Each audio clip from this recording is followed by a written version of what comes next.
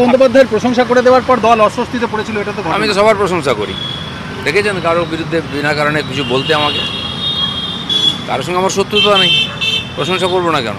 প্রশংসা এই জন্য করেছি, প্রশংসা করিনি। আমি বলেছি যে যারা এত বড় কথা বলছে তাদের নামে অত কেস আছে, আর যাকে নিয়ে এত চর্চা তার নামে কেস নেই কেন? আর তার যার নামে কেস নেই, চোর ডাকাত বলে কেউ প্রমাণ করেন, তার সঙ্গে কেউ আমি বসি, আমি খারাপ হয়ে গেলাম? না দীপদা, দীঘায় যাওয়াতে একটু পার্টি কর্মীরা অস্বস্তিতে ছিলেন, যেটাকে বয়কট করা কর্মীরা নয়, কিছু লোক অস্বস্তিতে ছিল। সমস্যাটা ওটা যে মমতা ব্যানার্জি আমাকে এত গুরুত্ব দিয়েছেন কেন? মমতা ব্যানার্জি আপাত মস্তক চোর এবং দুর্নীতিগ্রস্ত, সেই জন্য সারদার কেলেঙ্কারিতে মমতা ব্যানার্জির বাড়ির যে ল্যান্ড ফোন নাম্বারটা আমি বলছি না, তার পেমেন্ট হয়েছে। প্রিয় দর্শক, আপনারা দেখছেন সংবাদ সারাদিন ইউটিউব নিউজ চ্যানেল সাদা বাংলায় রাজনীতির কথা। দিলীপ ঘোষ বনাম শুভেন্দু অধিকারীর যে ঠোকাঠুকি চলছে সেটি কিন্তু কোনোভাবেই বন্ধ হচ্ছে না।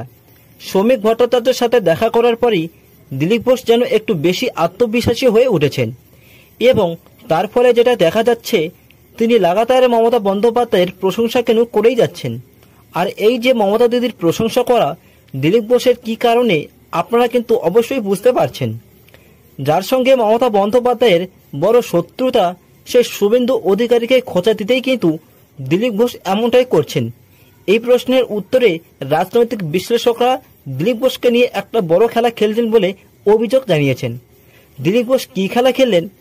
তিনি রাজ্য সভাপতির নতুন সভাপতির সঙ্গে দেখা করার পরে কিন্তু সোজা ছুটে গেলেন দিল্লিতে।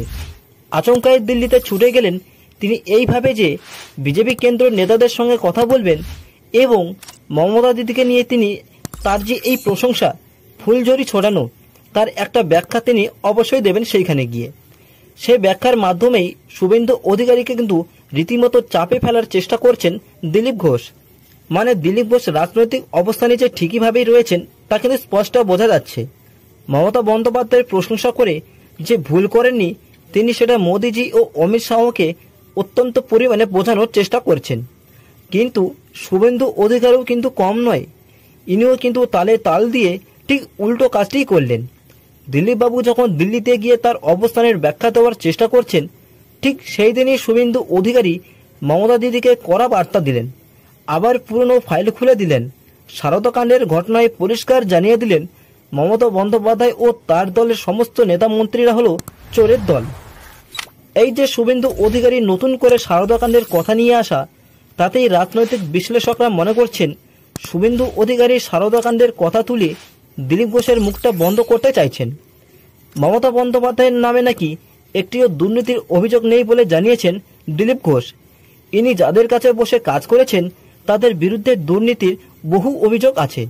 দিলীপ ঘোষ আসলে শুভেন্দুকে খোঁচা দিতে গিয়েই বলেছেন, কিন্তু এরই পাল্টা আক্রমণ করেছিলেন শুভেন্দু অধিকারী। তার মানে আপনারা বুঝতেই পারছেন, দিলীপ ঘোষ বলুন আর শুভেন্দু অধিকারী বলুন, কেউ কিন্তু ব্যাপারটাকে চুপ করে সহ্য করতে পারছে না। দুজনেই কিন্তু পাকা রাজনৈতিকভাবে এমন করে জবাব দিচ্ছেন, এমন করে একে অপরকে আক্রমণ করছেন, যেটা কিনা যারা বোর খাওয়া ব্যক্তিত্ব আছেন তারা বুঝতে পারছেন দুজনের মধ্যে ঠিক কি চলছে। এই জায়গায় দাঁড়িয়ে বিজেপি কেন্দ্রীয় নেতাদের কাছে সবথেকে বড় সমস্যা, যে বিজেপির নতুন রাজ্য সভাপতি শ্রমিক ভট্টাচার্য হয়েছেন তার কাছে কিন্তু একটা নতুন চ্যালেঞ্জ চলে এসেছে। 2026-এর বিধানসভা নির্বাচনের আগেই দিলীপ ঘোষ এবং শুভেন্দু অধিকারী এদের দুজনের মধ্যে যদি ঝগড়া বা হিংসার যে এটি সৃষ্টি হয়েছে এবং এটি যে লড়াই তৈরি হয়েছে, এই লড়াইকে যদি থামানো না যায় তাহলে কিন্তু এর প্রভাব 2026-এর নির্বাচনে অবশ্যই পড়বে। আর নির্বাচনে প্রভাব পড়বে মানে শুভেন্দু অধিকারীর যে স্বপ্ন, আর নির্বাচনে প্রভাব পড়বে মানে শুভেন্দু অধিকারীর যে স্বপ্ন, নরেন্দ্র মোদীর যে স্বপ্ন বাংলা দখলের, সেই স্বপ্ন কিন্তু স্বপ্নই থেকে যাবে। এখানে সবথেকে বড় প্রশ্ন, বঙ্গ বিজেপির সেই স্বপ্নকে কি দিলীপ ঘোষ ভাঙতে চাইছেন? তা না হলে কেন মমতা বন্দ্যোপাধ্যায়ের লাগাতার তিনি প্রশংসা করেই যাচ্ছেন, যেখানে বিজেপি পার্টির প্রশংসা এই সময় করার খুব প্রয়োজন। দিলীপ ঘোষ কিন্তু চুপ করে থাকতে চাইছেন না। অনেকেই ভাবছেন তলে তলে দিলীপ ঘোষ দলের সর্বনাশ করার কাজে রীতিমতো লেগে পড়েছেন। শুভেন্দু অধিকারীর বাড়াভাতে কিন্তু এবার ছাই দেবার জন্য বিজেপির সর্বনাশ করার জন্যই কিন্তু রীতিমতো কথা ভাবছেন দিলীপ ঘোষ। এই প্রশ্নগুলি যত উঠে আসছে ততই কিন্তু দিলীপ ঘোষের রাজনৈতিক ভবিষ্যৎ, সেই যে একটি ভবিষ্যৎ, এই ভবিষ্যৎ নিয়েও কিন্তু আশঙ্কার একটি কালো মেঘ তৈরি হচ্ছে। এখন অনেকেই মনে করবেন দিলীপ ঘোষ বঙ্গ বিজেপির হয়ে প্রচুর লড়াই করেছেন, অনেক কষ্টে তিনি এই দলকে দাঁড় করিয়েছেন। যখন ক্ষমতায় আসার সময় এসেছে তখন তৃণমূল থেকে বিজেপিতে এসে শুভেন্দু অধিকারী মুখ্যমন্ত্রীর চেয়ারে বসতে চাইছেন।